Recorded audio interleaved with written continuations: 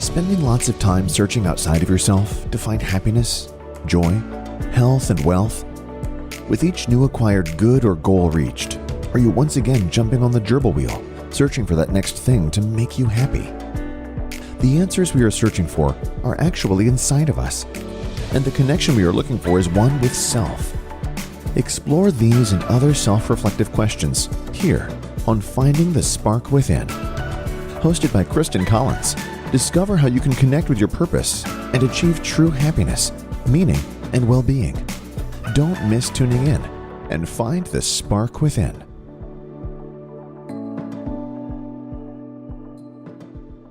Well, hello, everyone. Welcome back to the latest episode of Find the Spark Within. And as you guys know, it is always a pleasure for me to connect with someone that is helping me find my spark within. And the point of this conversation is to stir that curiosity within you so you can connect with who you are and why you are, especially in all of the noise and the uncertainty of what's going on our globe today.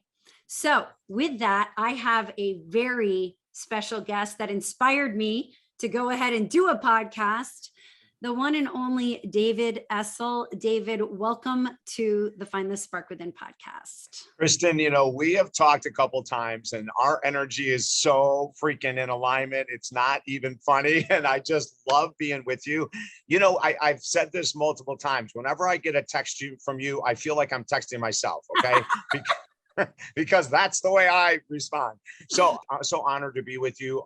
The passion and energy that you bring to this world is matching. The world needs this more than anything. You mentioned that, a few minutes ago.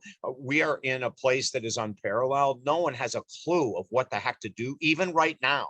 We've been in it for 2.5 years. You and I talk about mind, body, spirit. There are so many people that prior to this experience that we're going through had routines and rituals and felt secure and grounded. In the last 3 years, people have lost their groundedness. We can put statistics out there in a little while, some very powerful ones, just to prove how ungrounded we are. But we need these podcasts that you're doing. We need them because people can be lost right now. They are lost. And without guidance and steps and all the things that you and I might take for granted in our own lives, even though we're struggling in many ways, just like everyone else, we need those guidelines to be reminded of what to be true that maybe you just have not kept following. It's that kind of stuff. And that's where we're such in alignment, Christin. And so thank you. Oh, it is absolutely my honor. And one of the really cool components of me connecting with you is that you have been in this space of healing and motivation and empowerment and transcendence for quite some time. And I have dabbled unknowingly in that space, but recently really understood that is actually my purpose. So having you today as the guest to be able to take us from a perspective of longevity, I think is vital, because we're going to talk today about the state of mental health and how that aligns with our physical health, our emotional health, our spiritual health for sure.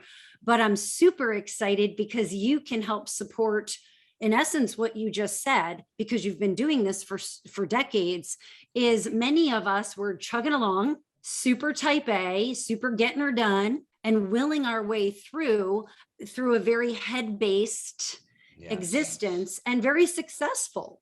And if this pandemic has taught us anything, it's been this disruption of what are we actually in control of and what actually matters to us, and just really reevaluating. So with that, David, I'd love to ask you, based on your historical lens, what are some of the most eminent challenges right now that people that really had it together now are going, what the heck? I don't know how to handle this any longer. Well, I think a lot of us are so strong that over the years, we've relied on ourselves to get through challenges, and it's worked. But the pandemic is not your normal challenge. The pandemic is not your normal anything. So the number one thing I say is, if you're trying to move through this alone and you're struggling, that's our number one mistake. We have to get vulnerable, ask for help. Christina, I have a team of people that have been with me for a number of years. They're unbelievably strong. I sent a text to them the other day, and I might get emotional here. I sent a text apologizing because within I had 3 weeks of COVID with fevers. I could barely move. I could barely think. I couldn't do anything. And when I came out of it, and that wasn't that long ago, when I came out of it, I started to realize that I was sending the same messages 2 to 3 days in a row to 6 people without even realizing it, right? And, I've got such a great team of people. No one ever said anything until I went back. And then I said, oh my God, I sent this email on Monday.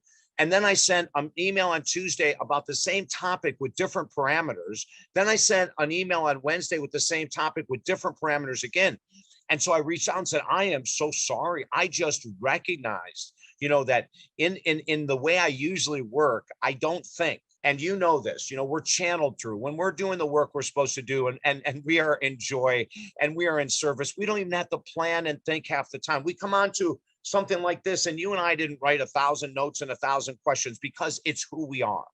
But because of, COVID brain, which I'm finding out is a real thing, I've had to back up and really slow down. So when I say ask for help, that might be apologizing for something that you've done. Like that's asking for help. That's saying, I'm so sorry I did this. A lot of type A's have a real hard time apologizing, especially to someone who isn't their equal or above them. So, we have to there's a word I think you use, recalibrate. We've got to look at right now, and I ask everyone to follow this one example. Which area of your life is creating the most chaos right now? Which area have you procrastinated on the most? Which area do you not want to take care of? Which area are you waiting for someone else to save you with? Which area are you waiting for the pandemic to end so we can get back to normal? Which area are you avoiding? Even though other people may have said, hey, it seems like you're drinking a little too much, you're eating a little too much, or, you're really rough on your kids. I've never seen you like this. You have no patience in traffic. I've never seen you in road rage and you're going crazy right now. Like what area is it that we have avoided, denied, delayed, procrastinated on?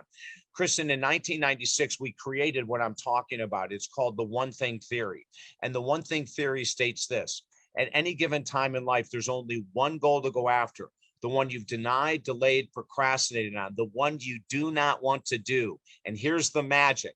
Once you put in an hour a day, 90 straight days, a minimal for that one goal, and you start to see improvement, every other area of your life automatically raises up to the next level.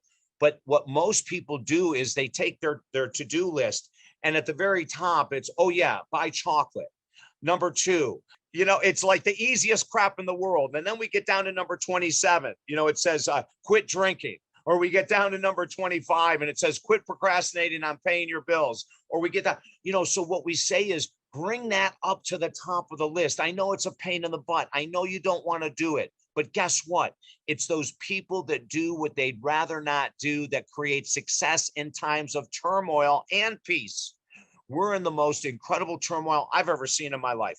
I avoided COVID for almost 3 years. When I got it, and I'm extremely healthy, I had no idea for 3 weeks I'd be on my back, basically crying like a baby because the fever was so freaking intense.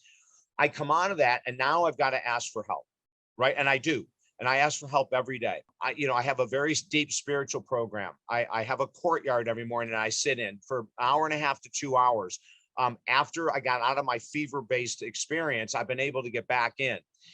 And getting back into that, creating that space for that oneness, that connection, whoever you want to call it, universal energy, sacred earth, great palm tree, I don't care what you call it, it's like, get in touch again, create that space for creativity to flow. A number of years ago, a couple of friends of mine used to say to me, you are just downloading constantly. And I really, because I'm not a tech person, I had no idea what they were saying. But when someone changed the word and said, you are being channeled through every day, I understood it, right? Now, how are we channeled through? Well, we're channeled through if the channel is clear. So, I was an alcoholic and a cocaine addict for 30 years. My channel was minimized for 30 years because I was using something to alter my brain chemistry. It might be food addiction. It could be a sex addiction. It could be a spending addiction. It could be a righteousness addiction for all of you people that are always correct. But whatever it is, we've got to realize it, look in the mirror and attack it. This is what people do. The one thing theory. What's the one thing you've denied, delayed, procrastinated, you don't want to work on? I guarantee you that is your path to freedom. That's your path to success. You're going to have to get humble. You're going to have to look in the mirror and say things that you don't want to say. Like when I looked in the mirror and said, you are a raging alcoholic years and years ago. I didn't want to say that. I had said I was going to heal myself, Christian, because I have helped other people. I don't heal anyone.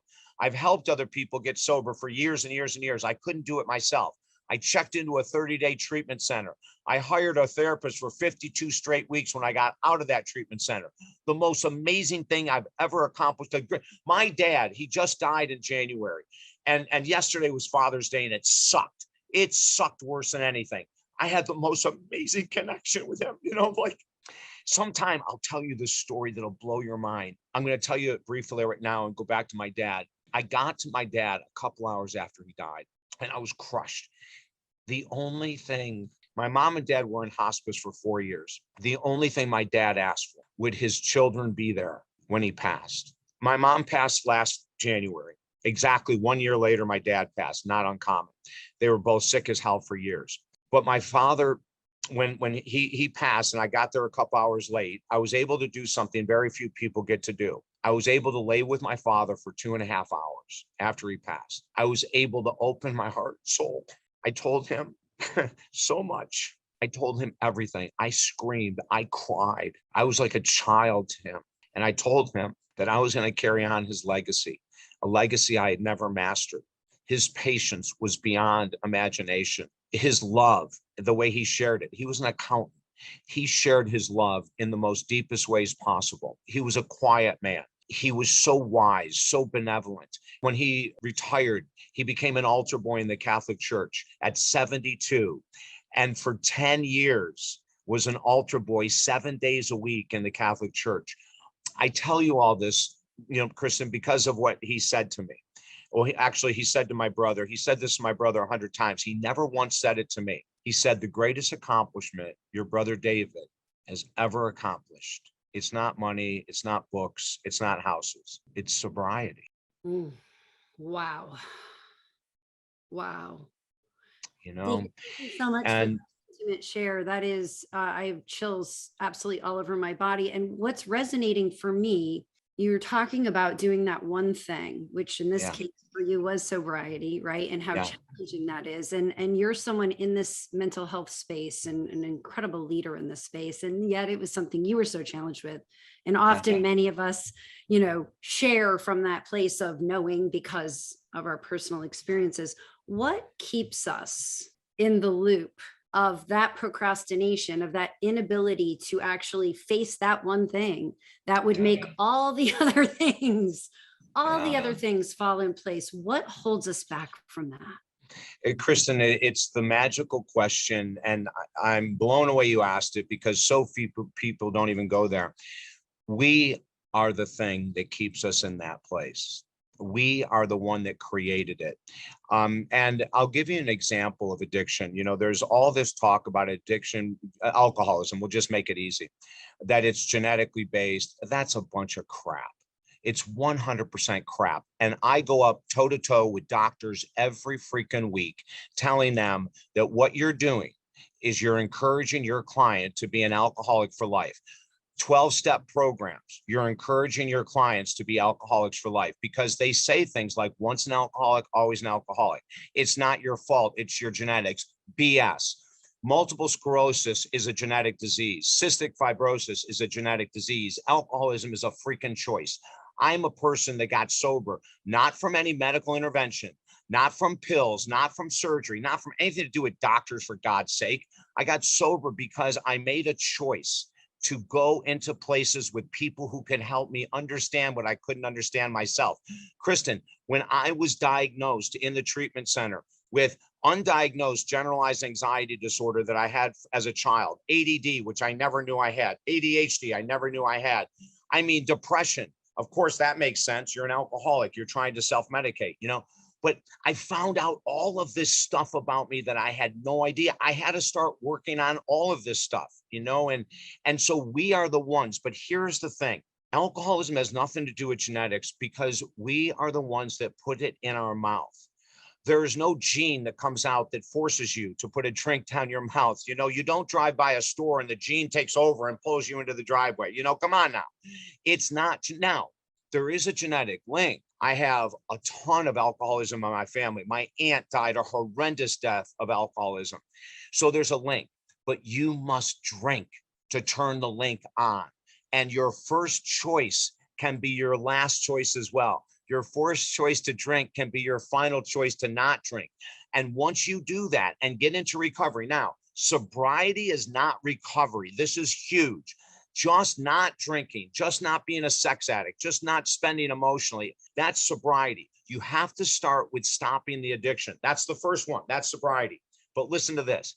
After you stop your addiction, the sobriety part is 10% of recovery because it's not about the substances. Addictions are caused by low self-confidence, low self-esteem, peer pressure. They're caused by trauma. They're caused by abuse, emotional. They're caused by neglect. It's caused by emotions that we don't know how to cope with. That's what causes all addictions. It can be caused by a role model in the family that encourages us to eat dessert when we're good boys and girls. And all of a sudden at 16, we're 100 pounds overweight. And then we look and mom and dad are overweight. So we say, oh, it's genetics. 10% of people who are obese have a genetic link. Let me repeat that. 10% of the University of Florida study. They said 6%. I'm going to bring it up to 10%. But the rest of it, can it be physically related? Sure, there are different metabolic syndromes and different things we need to look at to see what, but mainly it's a freaking choice. Every addiction is a choice. We choose to escape reality. That's what addictions allow us to do. We get out of reality. So someone who's addicted to arguing over politics, they're out of reality for the period of time they're pissed off. You want to argue over the vaccine? Go next door. I'm not listening to your crap, but that's an addiction. It's the same thing with religion. You know, your way is the only way. That's called righteousness. It's an addiction.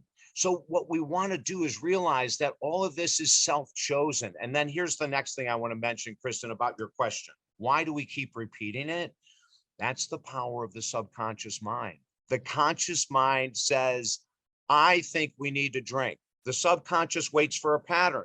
The conscious mind says, hey, it's Friday. The subconscious goes, oh, Friday. The conscious mind says, Saturday, birthday party, oh, party. So it starts off with, we create the pattern because the subconscious only can regurgitate what the conscious gives it. So whatever you give it, the subconscious's mind is just to repeat it. Now, that might sound like the subconscious is evil. It's not. It's just following your lead. So let me give you another example. If you've ever had children, you start teaching them to brush their teeth at a very young age, and most children will hate it. The toothpaste stings my gums. The brush hurts my teeth, right? It's every excuse in the world, right? They're not going to do it. They're not going to do it. But once they get into a habit of it, by the age of 15, they don't have to put a note on their school book saying, go back and brush your teeth. When you're 50, there's not a note on the dashboard saying, go back. That's the power of the subconscious with a healthy habit, right? So you put it in, the pattern is put in. We are in complete control of our crap and our greatness. It's us, Kristen. There's no one else. It's not your parents. It's not your partner. It's not your next door neighbor. It's not your kids. We choose. Oh, David, you just took us exactly where I was hoping we would go. And that is that we are in control of our own destiny based on this patterning of our subconscious mind that we've created. And I had a really big awakening, if I could share it with you. It was like 5 days ago. I was doing some work with someone who was helping me tap into subconscious and do some releasing. And while I have had major trauma in my youth, that is something I've worked a lot on releasing, and I feel very comfortable with. This is what came up for me. And why I'm sharing this is to express that things that can impact your behavior, like that uncle that you love who said eat dessert, Like that's a positive, that's a positive scenario, but it did create a negative effect of 100 extra pounds. So I came into this awareness last week that when my little brother was born, and he is by far one of the most spectacular humans on the planet. I love this guy. And I'm 4 years older than him. And I, through hypnosis, went back to a memory of when he was born. It imprinted on me that I had this immense, awesome responsibility to buck up and protect him and take care of him. I remembered that scenario in my life of him being born and the joy I felt, but I never remembered that I shouldered like everyone's, safety and happiness and pathway. And I have been asked throughout my life, like, why do you push so hard? What are you chasing? Like, what are you going for? And I realized this past week that I needed to reprogram my subconscious mind, that I was safe, that my brother was safe, that I don't need to perpetuate through my subconscious imprinting. So that's all I got. There's so much more I want to understand. Yeah. So walk us through, you are a multi-best-selling author. Time and time again, you bring so much opportunity to the globe for people to do this work, for people to look within, whether it's one-on-one, whether it's group, whether it's through seminars or podcasts, whether it's through certifications, which I want to touch on, later on. But I have a couple of your books that I have had the pleasure of reading. One of your latest being Helping Americans Heal. I love this conversation because the state of mental health isn't just for folks who have been diagnosed with a mental health disorder. Each and every human on the planet right now is having a challenge with their mental health. Talk to us a little bit, especially based on, and I highly suggest you pick this up for a very, very amazing read on how do I support my own mental well-being. But walk us through a little bit. Awareness, I know, being one. What are some other tools we can use to support our mental health? Well, one of the hardest things to do is self-diagnose, Kristen, and you know that. It's really almost impossible to self-diagnose. I think the first step is, let's go back. I'm a huge fan of writing. And so I always say to people, when you put something in the physical world, it becomes real to both the conscious and subconscious mind. And if you want to change something, this thing's got to get woken up. And one of the ways it's woken up is by writing down, like, what is it that I'm challenged by? So let's say that you've become extremely impatient recently with your children, your partner, in traffic or whatever. You'd really want to reach out to an accountability partner and say, hey, can you help me figure this out? I'm not being myself. I used to work out all the time, and I find that I'm procrastinating. Now I want to make this statement. We believe through the pandemic, procrastination has become part of a mental illness, without a doubt. People that used to take care of themselves, we happen to live in the same city, Kristen, and I work with a lot of people in town and a lot of very big business owners. And you would not believe the number of very large business owners from our town over the last 6 to 8 months coming to me with a huge spike in alcoholism. I mean, massive. And these are people running huge companies. And they're going like, what the heck is going on? Well, they could only diagnose that they're arguing more with their partner, that they're both drinking more together. They could diagnose the action, but they couldn't diagnose the why. Like what's going on? I mean, I had all this discipline before the pandemic. I, would limit myself to 2 drinks on Friday night or whatever it might be. And now it's 7 days a week. So when you're looking to try to identify, that's where the help of a professional really needs to come into play, because it could be a variety of things.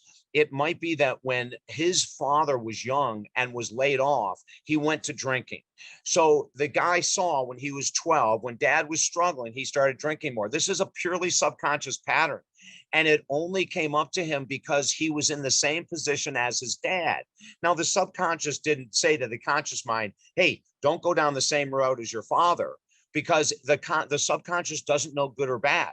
It really doesn't. All it knows is observation, input. And then if we see it enough, it becomes who we are. So, in this case, we want to have someone else help us diagnose the origin. And this is a crucial point. When we find the origin of our depression, our anxiety, our emotional spending, our increase in food or alcoholism, when we find the origin, now we have logic. Logic here, logic here. With logic, we can start to change. But wishful thinking, hopeful thinking, positive thinking won't do a darn thing to a pattern that is bringing us down the roadway to destruction, to elimination of good habits. We really do have to sit down and look at the origin. Logic, and this is one of the things that surprises me all the time, Kristen. So many people are based strictly out of emotion. This feels good. Let me do this more. They don't stand back and say, this feels good, but it's pure sugar. Should I be consuming it? So that's an emotional, oh, I feel good. I want more. Instead of, I feel good, is this good for me? We could say that for anything. Oh my God, Saks Fifth Avenue has this really great sale. I can get 3 pairs of jeans for the price that I normally pay for one. That feels great. Okay, is it logical? Does it make sense? I don't care about how much money you make. Is it logical? Is stuffing 3 more jeans in your closet going to do what? It's going to clutter your brain. We do know that clutter in your physical space clutters the brain, which could lead to procrastination and a bunch of other stuff. So when we get to the origin and go, oh, that's why I want to buy more things, drink more, argue more. That's why I want to. We need to find the origin in order to create a pathway with solutions. Root cause, right? And so Yeah. thank you for that. And so many of us, me inclusive of that, have just willed our way, right? Through very strong, will and ego, and I can get her done. I can get her done. And then the foundation, right, is getting crumbly because of the weight of that. And my body gave out from me willing my way through life. And this is the part I love, is that while it may be showing up, or you may be coming into awareness through, okay, my credit card bill's jacked, happened to me. What the hell am I doing? Yet that would only be if I willed my way through reducing my financial debt. That's only fixing that one problem from a very egocentric place. When you go from the inside out and you heal from the inside out, then never mind your finances and the 3 new pairs of jeans that you didn't need and can't fit in your closet anyway dissipates. But then you also lose weight, and you also are in better relationship, and you're not so mad at work. So to me, it's like, instead of band-aiding it with lipstick and bubble gum and, band-aids, let's pause and get to the root. So I love what you said about identifying what that inner thing is. Yeah. And, it doesn't have to be a really time intensive experience. You get with a great counselor, therapist, a great coach, a great great financial planner, whatever your issue is, right? You get with someone really good. And I mean, it might take us in our work. Well, I've been doing this for 43 years. So there is an advantage to experience for sure. But, I mean, it normally doesn't take more than 3 to 4 sessions to get to the origin of anything.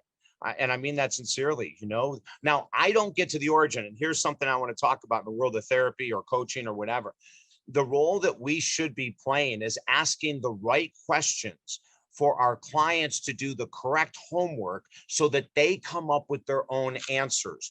When they come up with their own answers, they can heal. If you say to them, hey, you know what? You had an abusive childhood. That's why you're doing X, Y, Z. It may not be. We're making a judgment out of some things they said. Maybe their childhood really means nothing to them, but something happened in college at 22 that they're carrying forward. So we give them all of these exercises to do in writing. And within a short period of time, we can find right away, was this person modeling mom or dad or grandma or grandpa in regards to always being anxious? We can pick up anxiety just from the environment we live in from 0 to 18 and carry that anxiety as if it's genetics when it's not at all. We just had role models that every day they were anxious about something. I remember a story of when I was a kid. I grew up in the 60s, born in the 50s, grew up in the 60s. And we had party lines, which for people that aren't familiar with those, it was, a phone, like a real phone. You had a receiver, right? And to save money, you shared it with multiple other families. So you would pick it up, and if someone's on the line, you got to hang up right away. Okay. And then you pick up 5 minutes later. I don't know if you remember that, Kristen. Yeah, exactly. But here's the crazy thing. Whatever woman in the neighborhood had the most gossip was the queen of that neighborhood. She was revered, and it still was that way today. And nothing has changed regarding gossip. The person that knows the most garbage about whatever's going on TV, or the neighbor down the road is cheating with someone else or whatever, they're still revered, Kristen.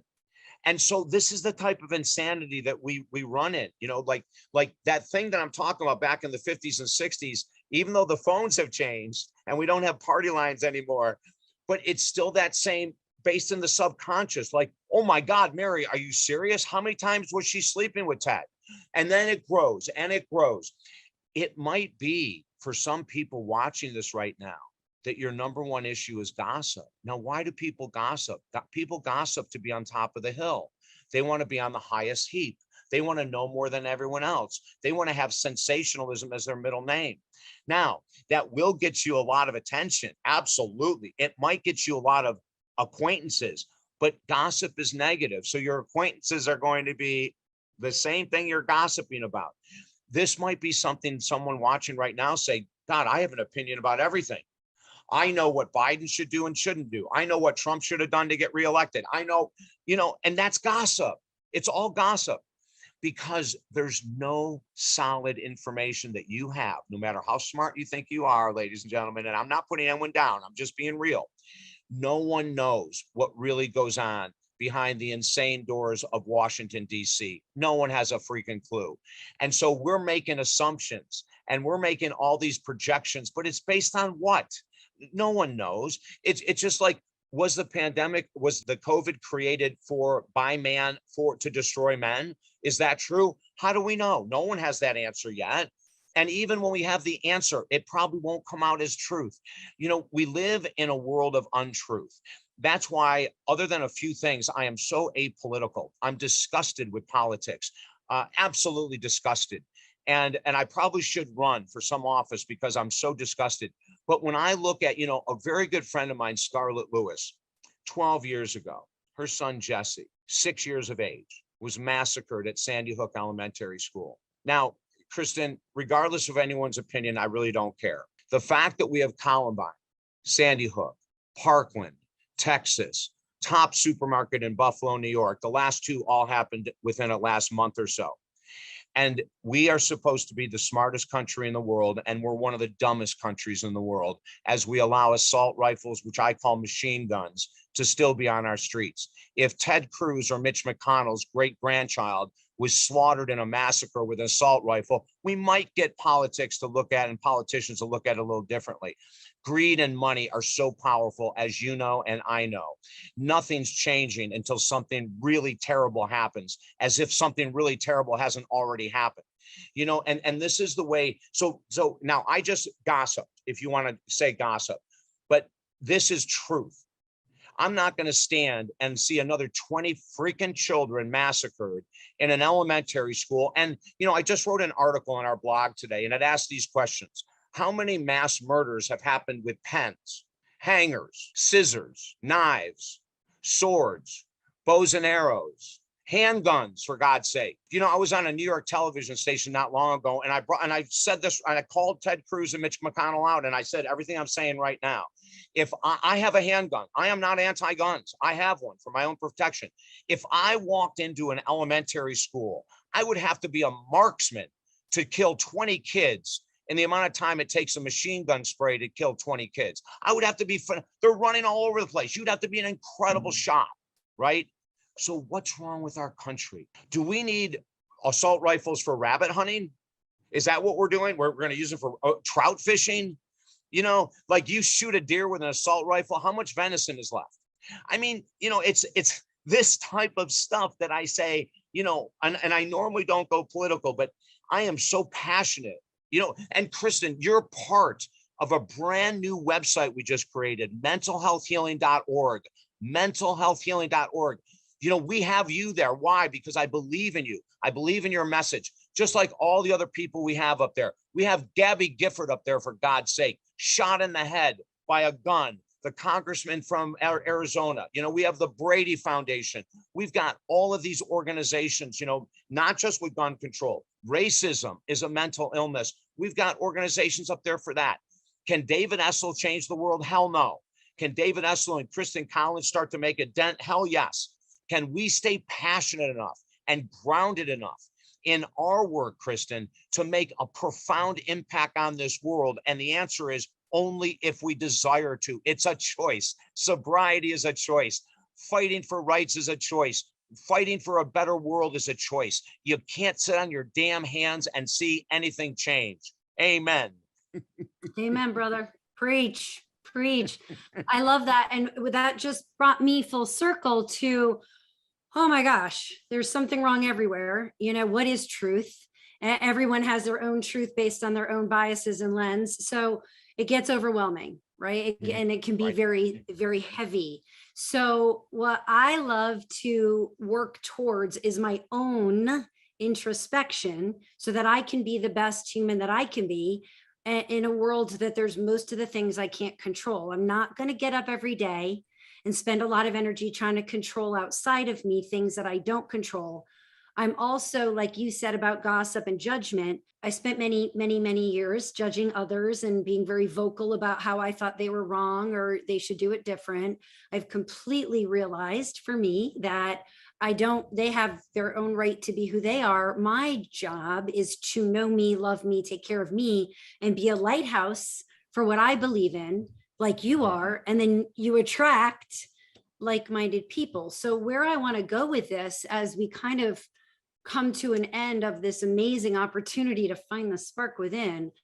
So if working on self and knowing self and loving self can be foundational to elevating consciousness and then all this chaos, you again offer unbelievable ways for people to introspect, look within, find their root cause, do the subconscious healing so they can thrive and you know, not band-aid on the top, but actually help support all of the different facets so they can thrive. I love that you've taken an additional step, and I want to express gratitude for this. I'm going to be going through this program that you're now offering myself in the fall. You are now offering a mental health certification for two reasons. One, we need more people trained to support the mental health of the globe, but also what's really attracting me to it is that helps me do the work for me. So can you please share with us, you know, the birthing of that, what it looks like and how people can go through your certification, not only to go out there and create a business line based on it, but that can also help them on their own journey. Kristen, I have if you could see my back, it is filled with chills going down my arms and everything else. It's so crazy what you just said, because I want to say this. Whenever someone goes to take our life coach certification on mental health, I tell people, the number one reason you're taking it, believe it or not, is for you.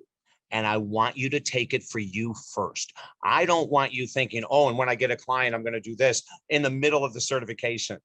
I want you to ask yourself every time we go through anxiety or depression, or we're talking about dual diagnosis, or we're talking about, you know, how do you ask questions and not give advice? One of the hardest things for people going through the certification when they get out is they want to give advice.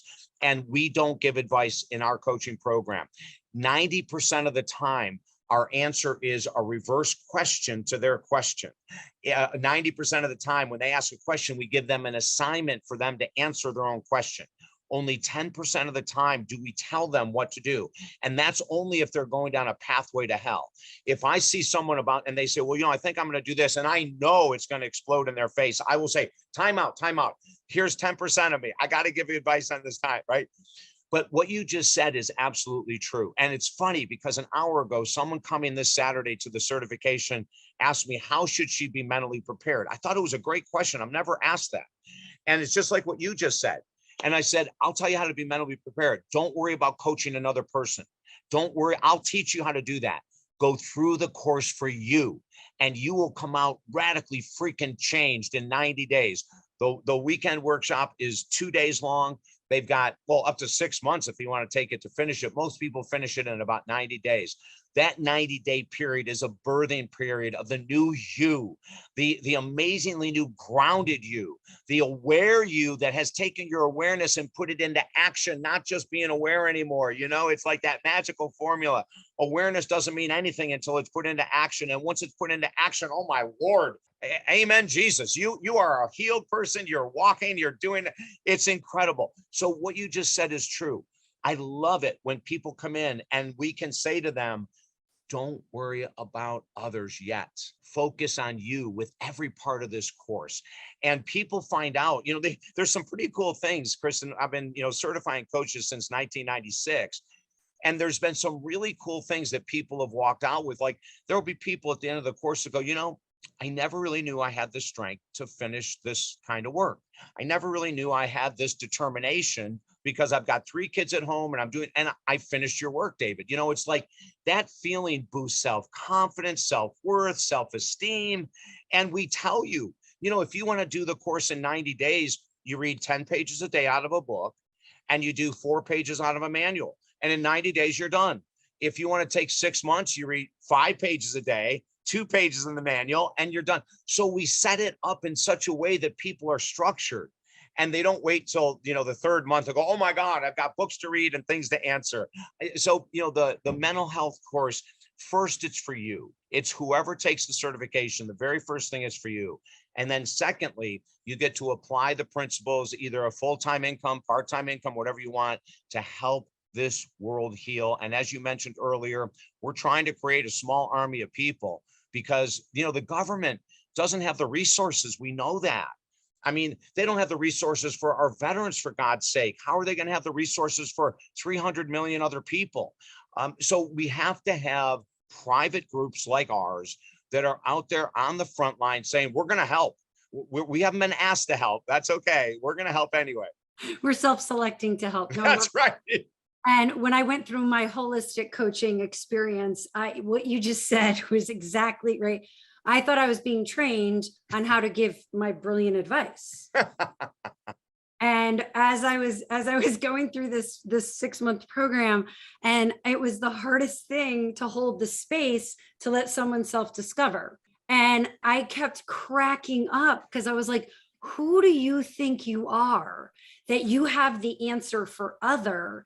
And what a ripoff for other, because how many people really, really get the work done because someone else told them to, or someone else told them how? No one, right? Your best lessons are when you go, oh, and you self-discover it. So my maturation in holding space for other was to get out of this, for me, immature, I had all the answers, and now really marvel in, listen, what it looks like for you and what it looks like for me, I guarantee you are 2 different things, and it's supposed to. We are all wired different. We're supposed to be, because I know who I am because there's not me out there. And it's in that difference that I can, you know, we're a beautiful tapestry. And, you know, thanks to the amazing work you're leading, we're able to work towards sharing this planet, you know, with one another, with Mother Earth. We can stop destroying everything and we can actually coexist by being interconnected. So David, keep shining, man. I am so grateful that you and I have crossed, even though we've lived near each other for decades. I wasn't ready for you. That is clear. Thank you for saying yes to spending some time. I know that we've done some other work and we haven't even begun doing the work we're going to do together. May I ask, in closing, folks are going to be lit up from your energy, from your messaging, from the opportunities you afford them. How can folks best plug in with your work? Yeah, you know, we are all over. The best place to go would be the website, talkdavid.com. At talkdavid.com, you'll find out about the mentalhealthhealing.org, Helping Americans Heal. Along with the book, we have a free online program. We're giving away 500,000 memberships and the minute they sign up, Christin, they get our #1 best-selling book on positive thinking. So the second you sign up to Helping Americans Heal, there you go. Oh, I got them all. I got the coursework, but I'm ready. I love it. Educate me. Amen, Christin. So when you sign up for the program, and the Helping Americans Heal is free, you get the book first, and then every Monday you'll get all kinds of resource information. And then the other thing, of course, you can work with me one-on-one from anywhere in the world. We've been doing that for 43 years. And then the last thing we have coming up, which we're super excited about, which I mentioned to Christin before the show, that actually the mental health certification came out of this idea. We'll be beginning, I believe it's going to be Tuesday evenings in July, doing a Tuesday a month, a 2-hour, very condensed, very intense, very inspirational seminar. And you can join us via Zoom or in person in Florida on different topics like pandemic fatigue. What are the answers to get out of it? Anxiety, depression, and PTSD. How do we move forward in life? Weight gain via the pandemic. What's the first step to long-term weight loss? So we're picking topics that are so concentrated and so dense, and we're going to put 2 hours into extreme fun, extreme inspiration. So those are just a few of the programs that we have coming out. And if we talk tomorrow, there'll be 2 more. I give you an hour and there'll be 2 more. You are just downloading. You're such an open vessel, and it's really touching so many lives. I am completely honored to be able to be in space with you, and for my own personal development and growth and understanding, and also to be a conduit to support, like-minded community. So David, from the bottom of my heart, thank you for your vibrancy, your authenticity, and your willingness to serve in such a bold capacity. Christin, you are so welcome. And I just had a blast with you today. And I can't wait to see how many different things we're going to do together, because it's limitless. Amen, my friend. Amen. Well, thank you. And thank you all for taking some time to listen in to Find the Spark Within. I hope that this conversation has reminded you that all that you're looking for is already inside of you. And it's a matter of being here now and reconnecting with the love that you are, that you will find your unique, purposeful life and do that healing work so you can thrive and rock this life out. So until next time, David, thank you so much. Bye. Bye. You have just listened to another episode of Finding the Spark Within with Christin Collins. If you found our content valuable, visit us at kristincollins.com/podcast, where you can find more episodes and amazing content. Connect with your purpose and discover ultimate joy. Join us again next time here on Finding the Spark Within.